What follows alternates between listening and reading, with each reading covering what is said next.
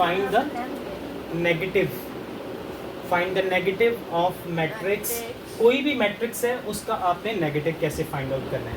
एक question number 4 है, question number 4 exercise जो है हमारी 1.2 है, इसमें से एक पार्ट में ले रहा हूँ, इसका डी पार्ट। -3, 2, -4 एंड 5, ठीक है। -3, 2, -4 एंड 5। इसका आपने नेगेटिव, आपने लिखना है negative of matrix D is, इसका नेगेटिव जो है वो इसके साइंस को चेंज कर देना है। लाइक मतलब ये कि यहाँ पे भी माइनस लगा दो, -3, 2, -4, 5। देखिए बेटा माइनस पहले मैंने माइनस दोनों के साथ लगा दिया है, मैट्रिक्स के साथ ही डी के साथ।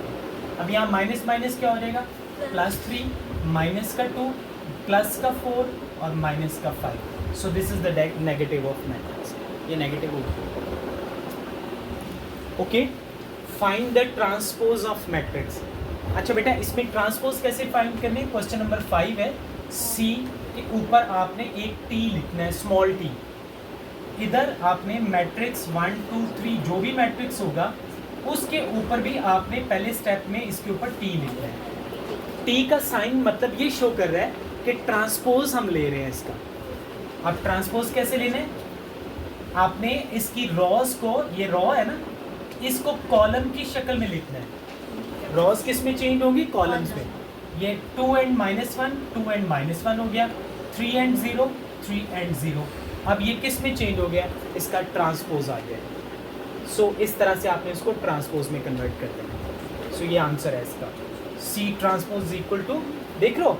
या इस तरह भी आप कह सकते हो कि ये जो कॉलम है, अब देखो कॉलम ज़रा, ये 1, 2, 3, अब ये किस में कन्वर्ट हो गया, रॉ की शक्ल में।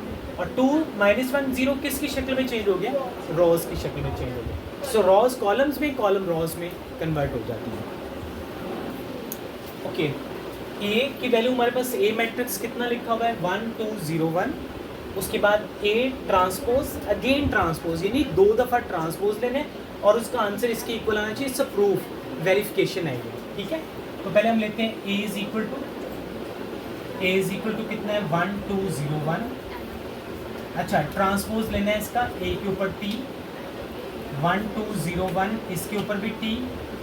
अब ट्रांसपोज ले लेते हैं इसको, इसकी रॉज को किस में कन्वर्ट कर दिया, कॉलम्स में। तो 0 and 1 हो गया, देख लो 1, 2, 0, 1 हो गया।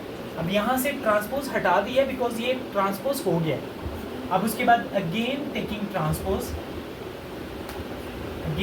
ट्रांसपोज, दोबारा से ट्रांसपोज लेना है दूसरी दफ़ा। कैसे होगा, ए टी के ऊपर दोबारा से टी, इधर 1, 0, 2, 0 के ऊपर दोबारा से यहाँ 1 है, दोबारा से टी। अब अगेन ट्रांसपोज, इसके ऊपर तो टी रहेगा, इसके ऊपर आपने ट्रांसपोज हटा के उसको ट्रांसपोज कर देना है, 1, 0 और 2, 1। अब देखो ये आंसर इज इक्वल टू किसके है, ए मैट्रिक्स के इक्वल आ गया, देखो ए के equal answer. So is equal to A, और नीचे आपने लिख देना है हेंस प्रूव। क्या प्रूव किया है कि ए ट्रांसपोज और again transpose is equal to किसके है, ए के इक्वल। नीचे इसके प्रूफ में लिखना भी है, स्टेटमेंट भी बनानी है। Find the additive inverse. कौन सा इनवर्स है, additive inverse. Additive inverse means कि अगर हम उसको ऐड करें तो आंसर इसका 0, 0 आना चाहिए। अब एडिटिव इनवर्स का मतलब है अपोजिट। अब इसका एडिटिव इनवर्स पहले आप इसका निकालोगे, additive inverse of matrix B is, इसका एडिटिव इनवर्स क्या होगा, -d। आपने भी नेगेटिव पढ़ा था ना, इसका नेगेटिव ले लो सारे का, 1, -1, +3, -2, 0, +2, -1। ये इसका एडिटिव इनवर्स है। ये क्या हो गया इसका एडिटिव इनवर्स। इसका एडिटिव इनवर्स यानी इसको अगर हम ऐड करते हैं इसमें, इसकी सारी वैल्यूज देख लो इनवर्स में, ऑपोजिट है। अब इसका वेरिफिकेशन भी है छोटी सी, वो भी कर लें। वेरिफिकेशन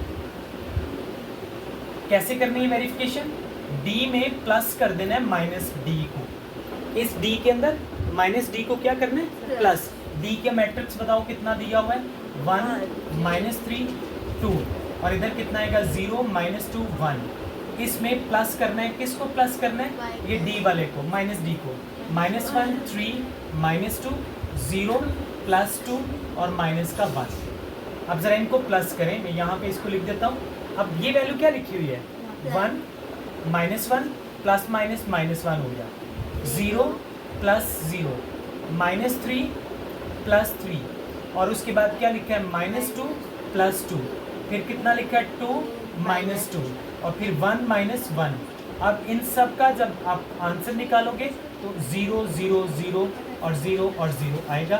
सो ये इसका एडिटिव इन्वर्स वेरीफाई हो गया कि आंसर इसके सारों के क्या है, नल सेट आ रहा है, 0 सेट आ रहा है। तो ये वेरिफिकेशन भी साथ में करनी है इसकी। अच्छा बेटा, ये क्वेश्चन है A B C और ये D मैट्रिक्स गिवन है, ठीक है। ये क्वेश्चन में वैल्यूज दी होंगी आपको, इसमें से कोई एक क्वेश्चन आ सकता है, इसके काफ़ी पार्ट्स हैं। आगे लिखा हुआ है कि फाइंड करो, इसमें हमें फाइंड आउट करना है। ये क्वेश्चन नंबर 3 और इसके बाकी पार्ट्स हैं A + B + C, और उसके बाद D, और फिर उसके बाद 2A और -1B, फिर -2C + 3D और फिर 3C। तो ये क्वेश्चन जो सॉल्व करने के लिए आपने पहले मैं आपको प्लस वाला एक क्वेश्चन करवाता हूँ। उसमें हम देख सकते हैं C + -2 1 and 3। क्या लिखा हुआ है, C + -2 1 and 3, ठीक है। अब इसमें आपने C की वैल्यू देखो हमारे पास कितनी है, what's the value of C की वैल्यू हमारे पास कितनी है, -1 -1 2, और इसके बाद प्लस C प्लस ये वाली वैल्यू -2 1 and 3। अब इनको प्लस कर दो तो कितना आएगा, 1 -2, ये प्लस माइनस -2 हो गया, -1 + 1, और फिर कितना आ गया 2 + 3। इसको मैट्रिक्स की शक्ल में लिखना है, -1 इसका आंसर आएगा, इसका आंसर 0 होगा और इसका आंसर 5। सो ये इसका आंसर आ जाएगा। ये सॉल्व हो गया। सॉल्व करने के लिए C प्लस ये प्लस की वैल्यू इसमें प्लस कर देनी है। प्लस करने के लिए आपने साइंस को देखना है, जो साइन उसके साथ लगा हुआ है, अगर लगा तो प्लस माइनस माइनस ही रहेगा। उसके बाद साइंस को देख के आंसर निकल जाएगा।